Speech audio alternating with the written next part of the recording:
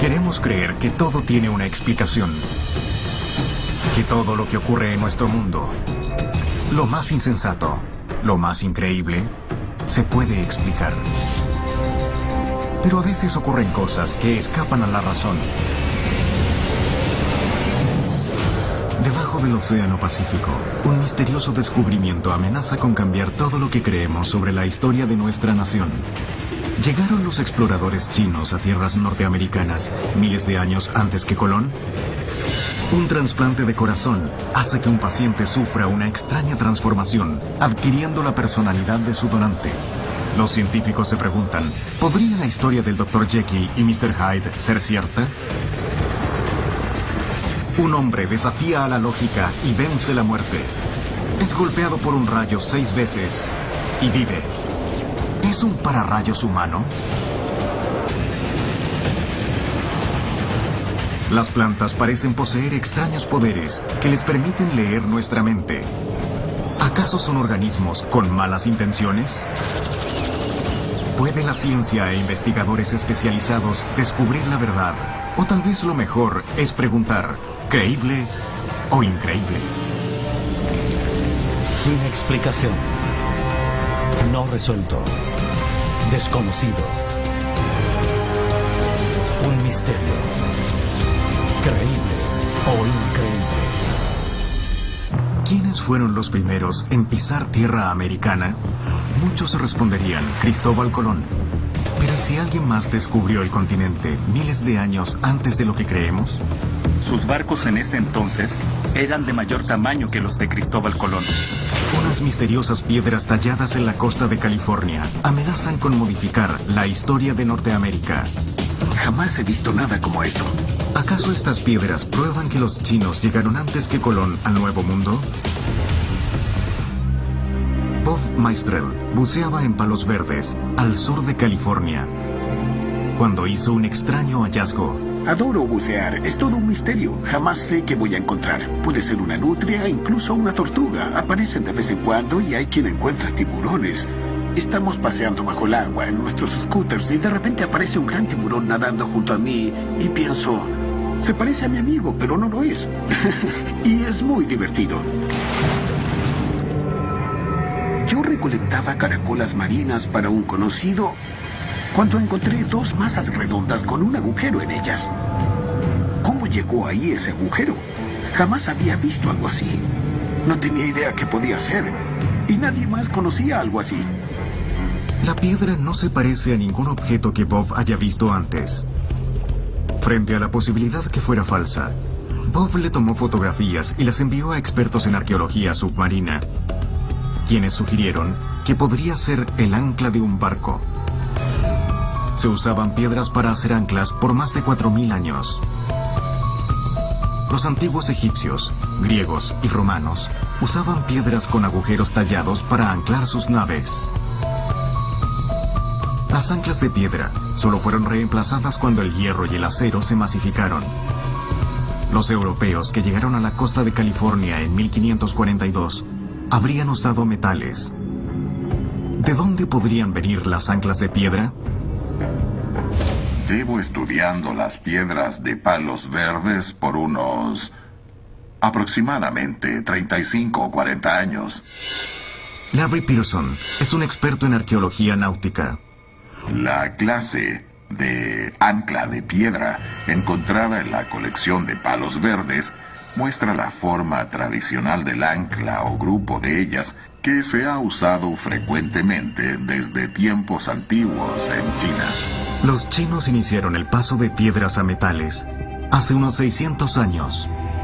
Si las anclas de Bob datan de esa época, podrían cambiar todo lo que sabemos sobre historia americana.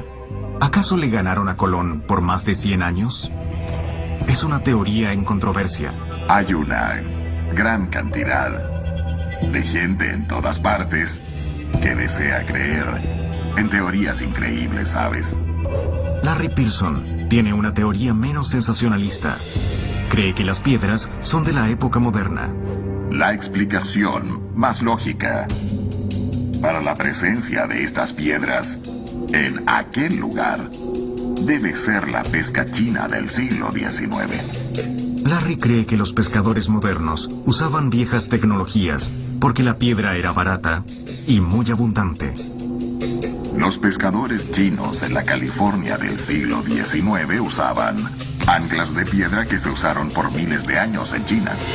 Pero Bob Meistrel no cree que las anclas de piedra le pertenezcan a pescadores extranjeros del siglo XIX.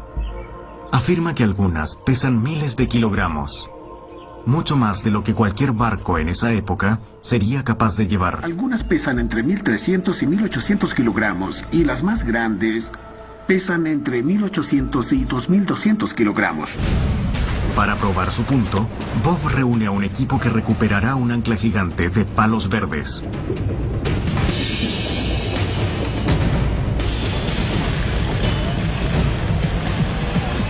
Bob y su equipo pronto extraen una gran piedra que pesa más de 450 kilogramos.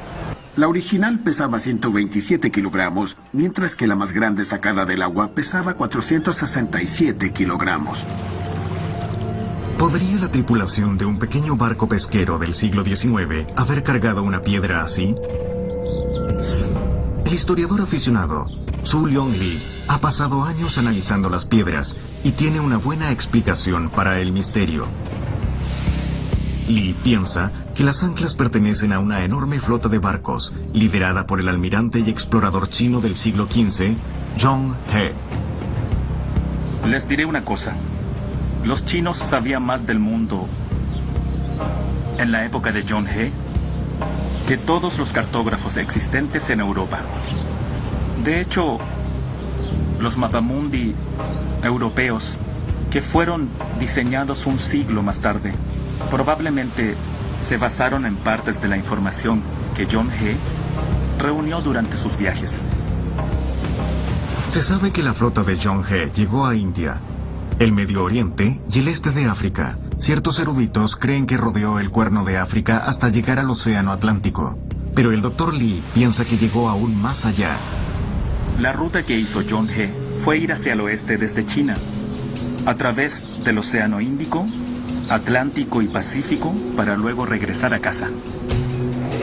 Lee también cree que los chinos llegaron a los estados de Carolina, haciendo contacto con las tribus nativas americanas. La teoría es polémica, pero de ser cierta, Lee demuestra que los chinos recorrieron el mundo antes que los españoles y llegaron a América antes que Cristóbal Colón. Existe una evidencia que puede apoyar esto. El mapa de Zhong He. Se dice que es la copia de un mapa chino del siglo XV, con descripciones detalladas de los nativos americanos. ¿Acaso la historia de Estados Unidos debe rehacerse? La historiadora Jennifer Portal no lo cree así. Los marineros chinos casi no tenían experiencia en mar abierto.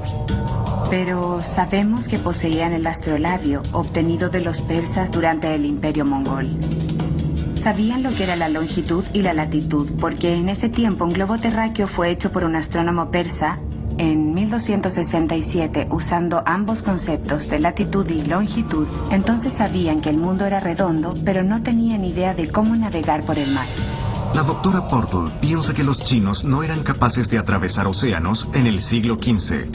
Estaban acostumbrados a navegar en sus propias costas. No sabían cómo aprovechar las corrientes ni los patrones del viento. Así que cuesta imaginar cómo los chinos, sin experiencia navegando en el mar abierto,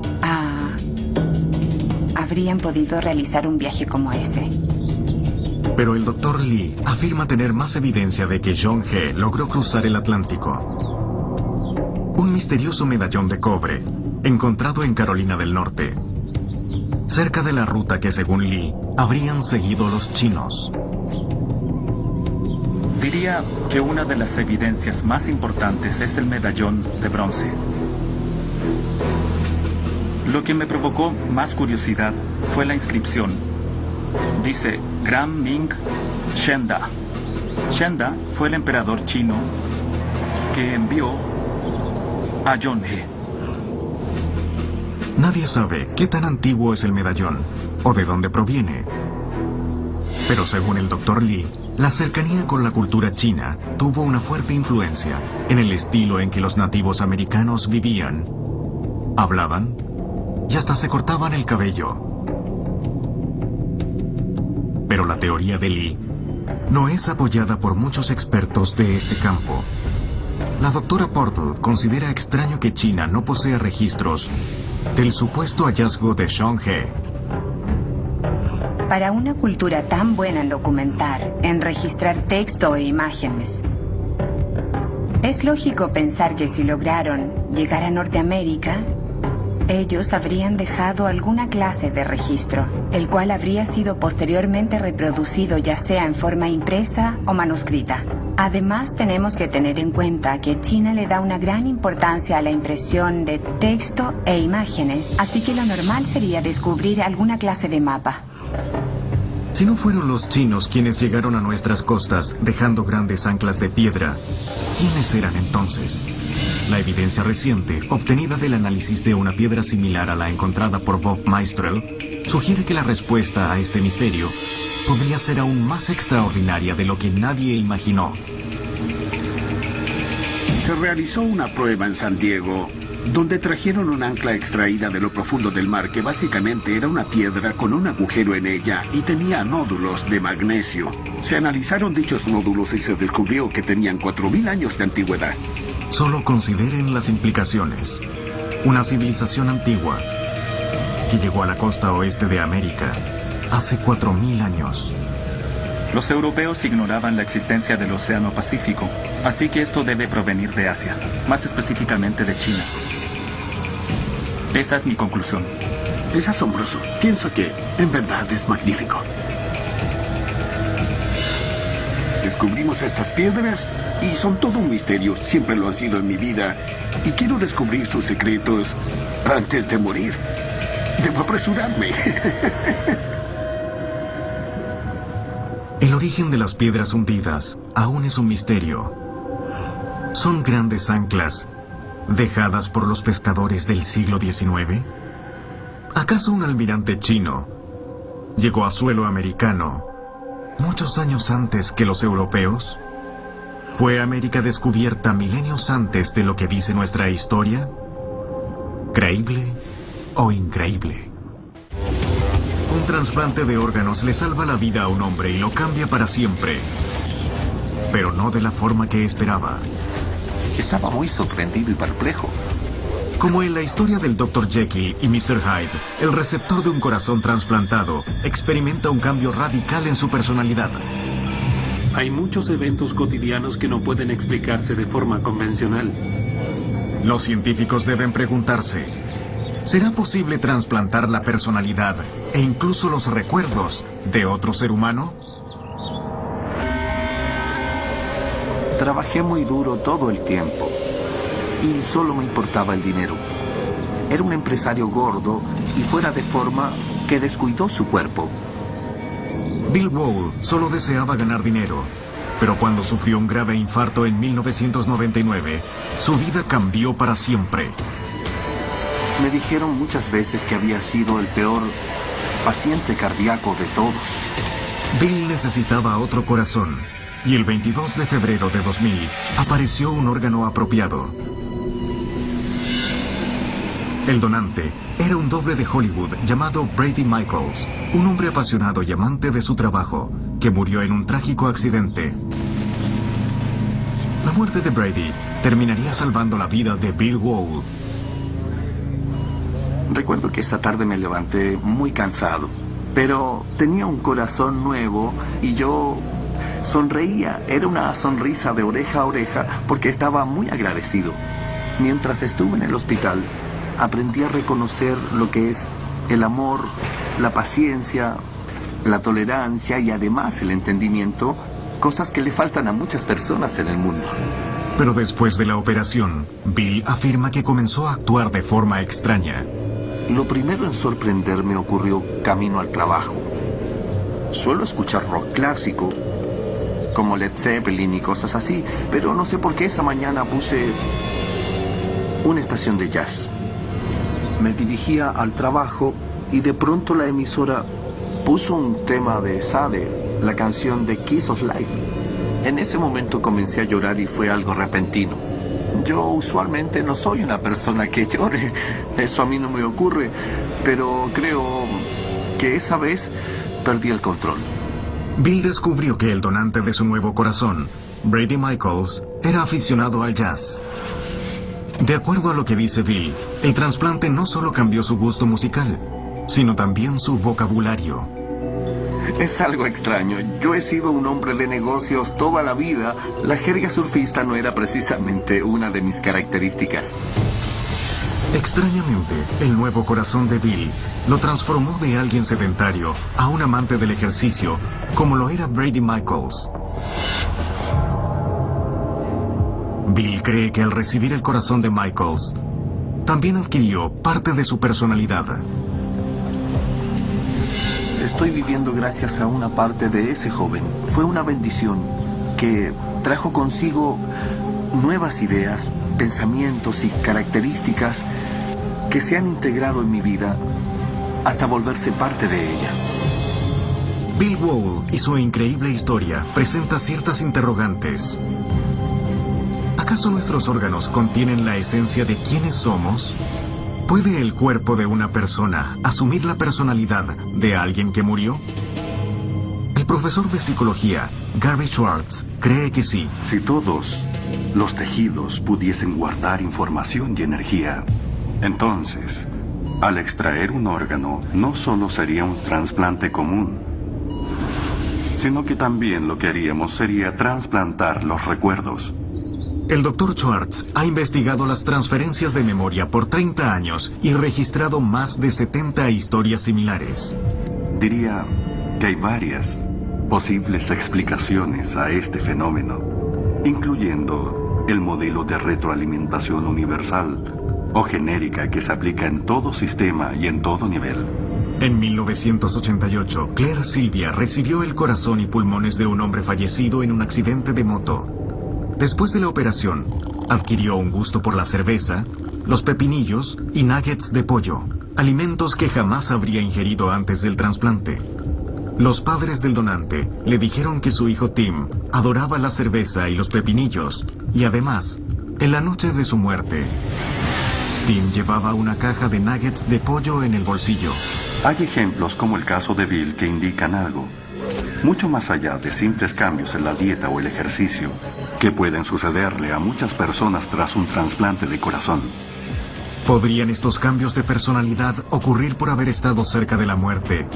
¿O incluso ser un efecto secundario de los potentes medicamentos que se utilizan tras una cirugía para evitar el rechazo? Nuestra primera reacción es analizar las explicaciones lógicas como efectos secundarios de la cirugía misma o simples cambios en la filosofía de vida. Eso es fundamental. Se les dan varios medicamentos para calmar su sistema inmune y muchos de los efectos secundarios se deben a estos fármacos inmunosupresores que disminuyen la reacción del organismo ante el nuevo órgano. Los efectos secundarios pueden incluir cambios en el nivel de ansiedad o tal vez el gusto por un tipo de comida específico, pero pueden variar de acuerdo a los gustos y la personalidad del donante. Y si queremos adecuar estos cambios del donante, debe haber una relación que no se genera a causa de un fármaco. Los fármacos tal vez facilitan, a veces, su aparición, pero no son la causa. Esta relación solo puede aparecer por una especie de memoria o alguna información compartida. No creo que los fármacos antirrechazo, por tóxicos que puedan ser, expliquen la transferencia de información específica. La causa debe ser pura suerte o alguna especie de mecanismo transmisor entre el donante y su receptor. Es mucha coincidencia para deberse a los fármacos, pero el Dr. Stuart Hameroff tiene una teoría radical que va contra la lógica. El corazón humano almacena nuestros recuerdos. El Dr. Hameroff cree tener la respuesta a todo este misterio. No solo el cerebro almacena recuerdos, tenemos la memoria muscular, Si aprendemos a jugar tenis, los nervios que controlan los músculos absorben toda esa información. Nuestro corazón tiene muchas neuronas. Es el lugar con la mayor cantidad de nuestro cuerpo después del cerebro, por los nodos que controlan los latidos y hacen que todo esté sincronizado. Nuestro corazón puede latir siguiendo una secuencia gracias a una amplia red neuronal. Las neuronas son células especializadas que transmiten información vía impulsos eléctricos y señales químicas a través del sistema nervioso. La información que llevan nos permite movernos, pensar, sentir y aprender. Muchos neurocientíficos creen que nuestra memoria de largo plazo se debe exclusivamente a las neuronas del cerebro. Pero el Dr. Hameroff tiene una teoría más radical. Opina que las neuronas pueden almacenar recuerdos en otras partes del cuerpo, gracias a una estructura celular llamada microtúbulo. Los microtúbulos parecen ser el sitio más lógico para almacenar recuerdos. Sabemos que la enfermedad de Alzheimer causa pérdida de memoria y es por la desaparición de los microtúbulos neuronales. Hay muchas evidencias que apuntan al hecho de que los microtúbulos almacenan nuestra memoria, pero esto sería más notorio en las partes del cuerpo con un mayor número de neuronas y por tanto microtúbulos, como por ejemplo el cerebro y en este caso el corazón. Si el Dr. Hameroff tiene razón, los recuerdos pueden estar en los microtúbulos del cerebro, el corazón, la médula espinal o cualquier otro lugar con neuronas. Esto explicaría por qué cuando Bill Wall recibió un trasplante de corazón, también tuvo uno de memoria. El Dr. Hameroff formó su teoría de los recuerdos al estudiar las neuronas y la anestesia, lo que después lo llevó a otros órganos como el corazón.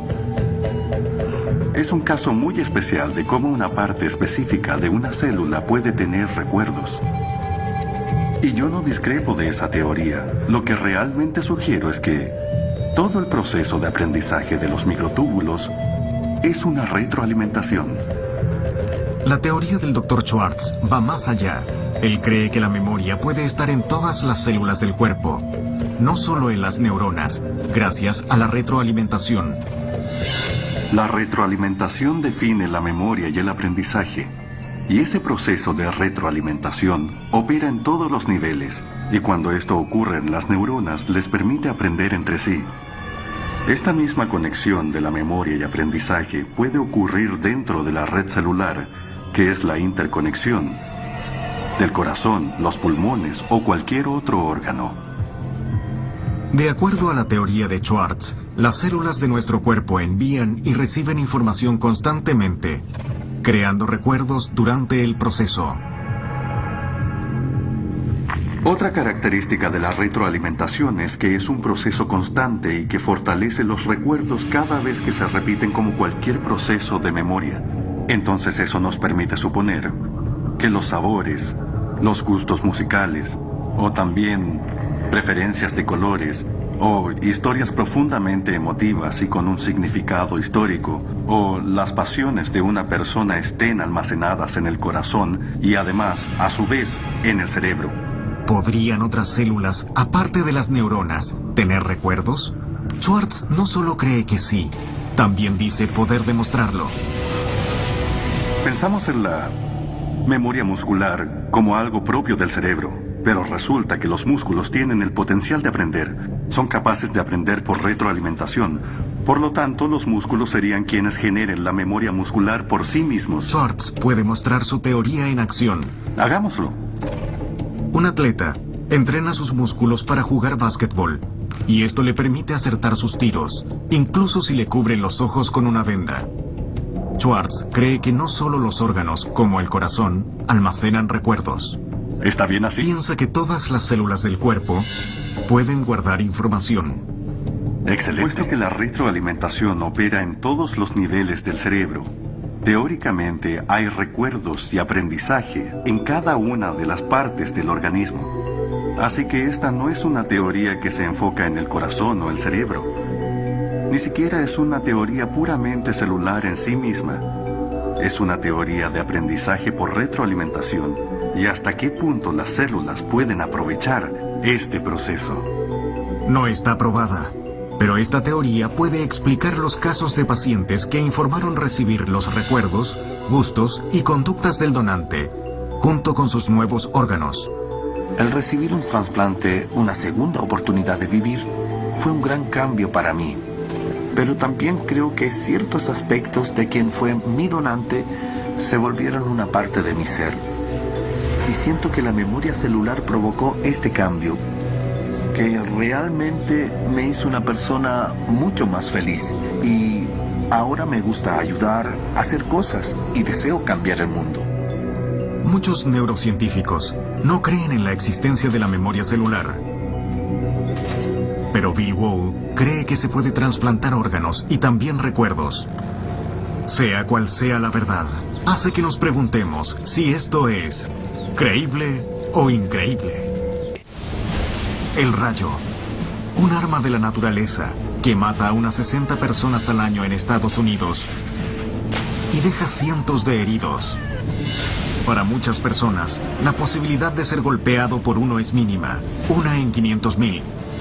Pero en Oklahoma, una historia al parecer imposible puede probar una terrible verdad. Bueno, Carl es un buen conductor de electricidad. ¿Podrían algunos estar más en riesgo que otros? Carl Mize, de 46 años, podría ser la persona con peor suerte de la Tierra.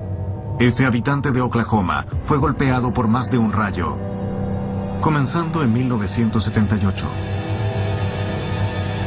Vino una tormenta, habían muchos rayos y truenos, así que corrí al camión y en el instante que llegué a la puerta me cayó un rayo.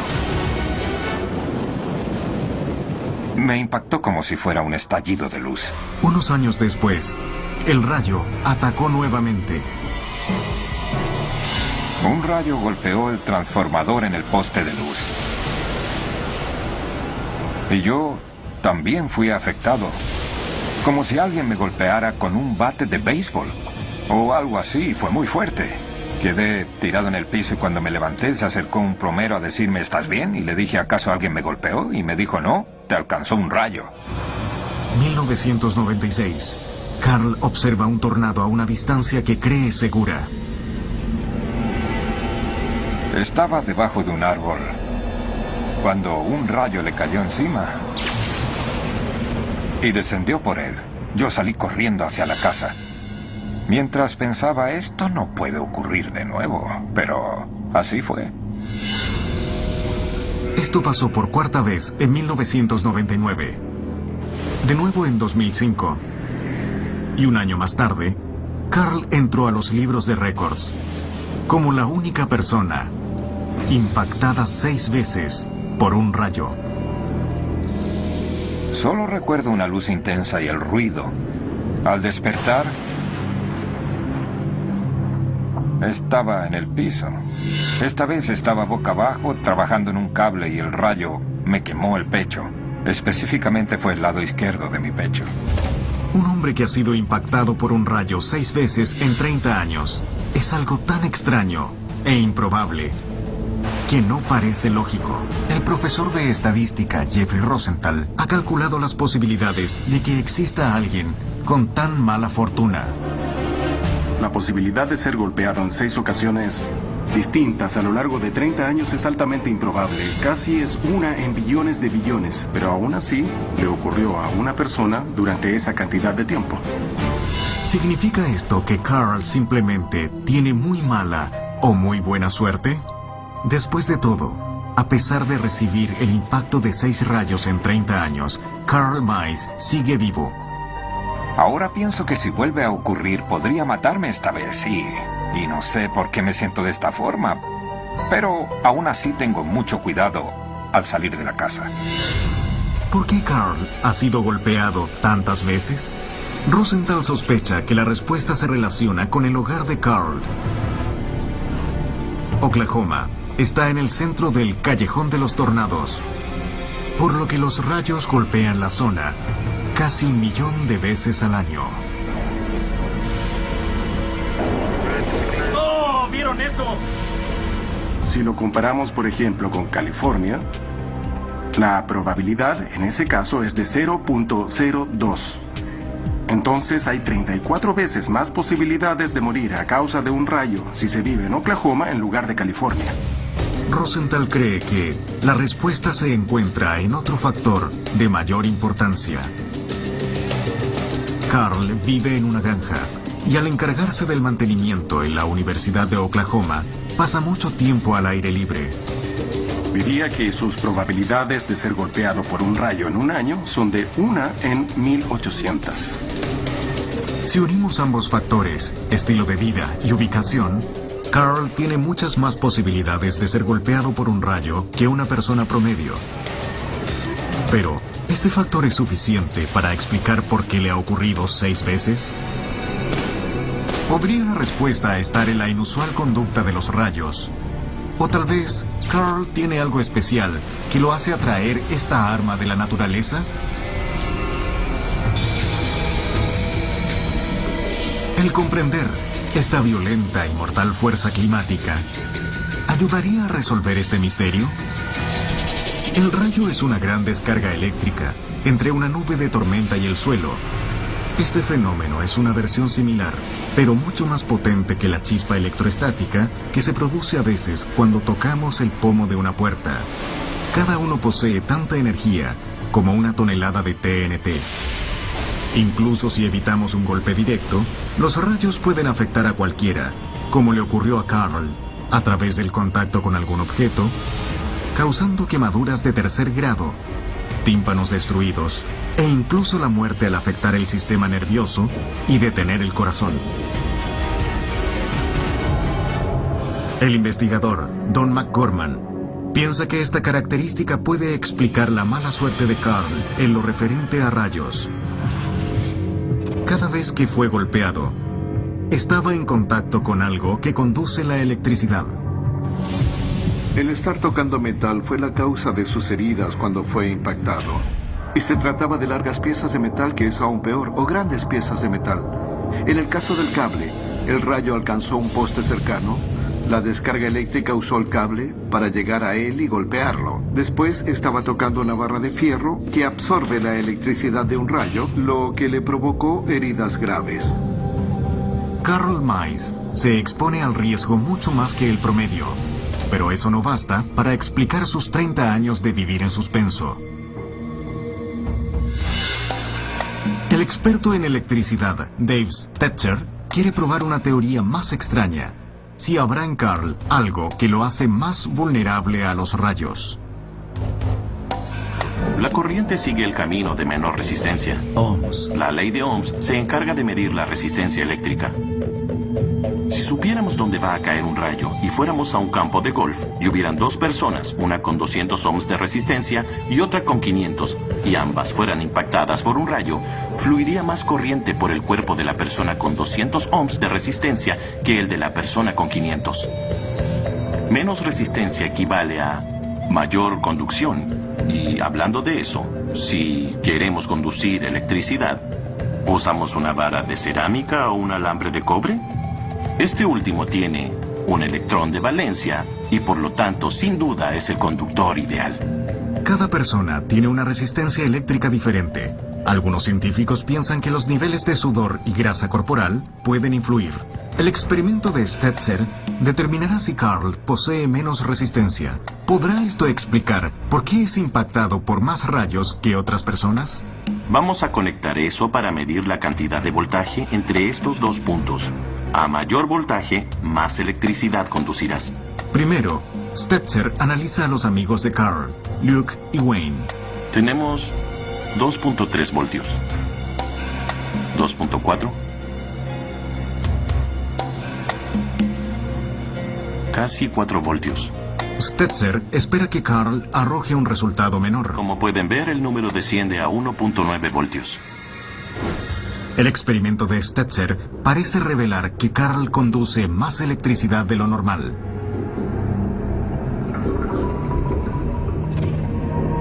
Pero Don McGorman, uno de los principales expertos en rayos, no está convencido. Incluso si conducen más electricidad, eso tiene una influencia mínima en el punto de impacto, puesto que un rayo desciende de lo alto de la atmósfera hasta llegar al nivel del suelo. Y todo este fenómeno es un proceso estadístico. Golpean determinados lugares y una persona no tiene mucha incidencia en eso. Al parecer, la razón de tantos golpes eléctricos se debe a muchos factores. Por ejemplo, la ciudad natal, vida al aire libre, cercanía a materiales conductores y simple mala suerte. Pero aún queda una interrogante más.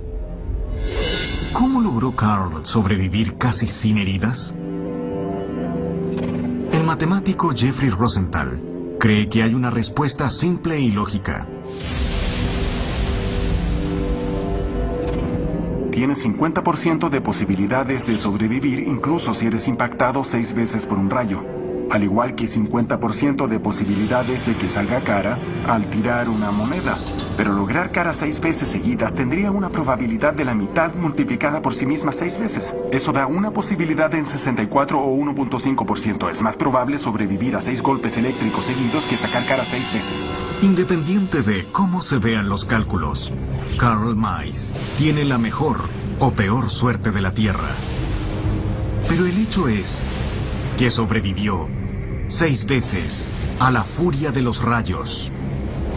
¿Creíble o increíble? De todos los organismos en el planeta, se dice que el ser humano es el más avanzado, capaz de pensar, sentir emociones y razonar. Pero ¿y si las plantas también pudieran hacerlo? La evidencia reciente sugiere que tal vez, y yendo más profundo, podrían tener poderes extrasensoriales. ¿Ciencia ficción o realidad? Hoy, creíble o increíble, intenta resolver el misterio con un experimento que nubla los sentidos. Nuestra historia comienza en Italia, más específicamente en el viñedo que Giancarlo Cignozzi tiene en la Toscana. Se sabe que Giancarlo, un amante de la música, le toca serenatas a sus recolectores de uvas con un acordeón.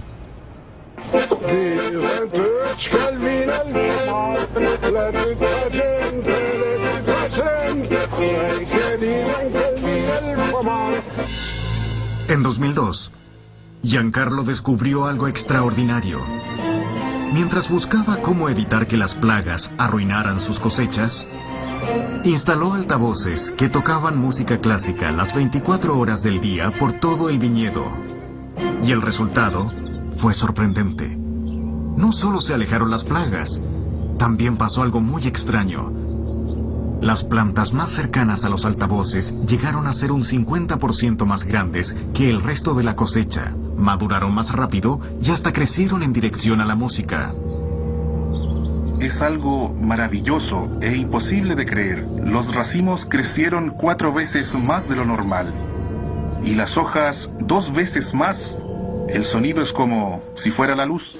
¿Acaso las plantas reaccionaron a la música y tienen emociones?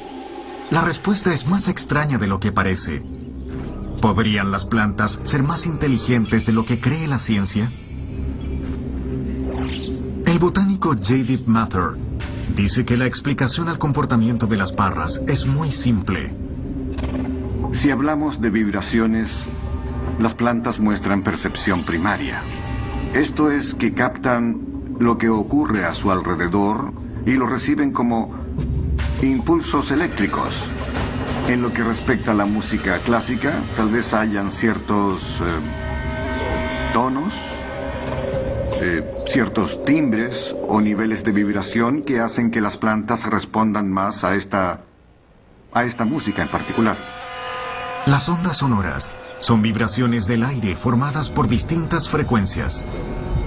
Las plantas pueden sentirlas causadas por la música gracias a sus hojas o el suelo. La investigación sugiere que el sonido estimula genes a cargo del crecimiento, logrando plantas más grandes y saludables. Susan Dudley, una botánica evolutiva ecologista, tiene otra teoría de por qué las parras de Giancarlo crecen de forma dramática. Piensa que la respuesta está en la relación entre las plantas del viñedo.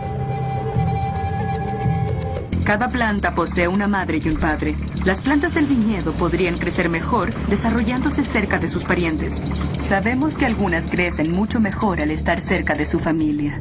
Y he logrado investigar un posible mecanismo para este efecto, el que reprimiría los impulsos competitivos al estar con los suyos. Y es una teoría razonable. Para crear una uva ideal, la mayoría de los agricultores cogen tallos de parras saludables y los injertan en otras. Esto significa que en muchos casos las plantas de un viñedo son clones a nivel genético. Investigué si las plantas lograban reconocer quiénes eran sus parientes y modificar su comportamiento con ellos. Descubrimos que las plantas respondían de otro modo al líquido donde había estado antes un retoño. Entonces pusimos un retoño dentro del líquido, lo sacamos y luego se colocó otro retoño de control para medir su crecimiento. Si el primer retoño era un desconocido, el segundo es el que va a producir mayor cantidad de raíces, pero no mostrará esta conducta si se trata de un pariente. Nuestro experimento demostró que definitivamente hay algún líquido, una especie de químico dejado por las raíces en el agua, que provoca esta respuesta, pero no sabemos qué es.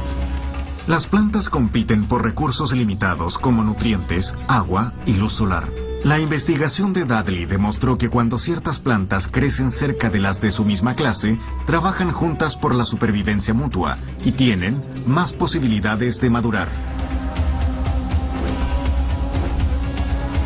Lo que se hace en un viñedo es plantar la misma clase de semillas.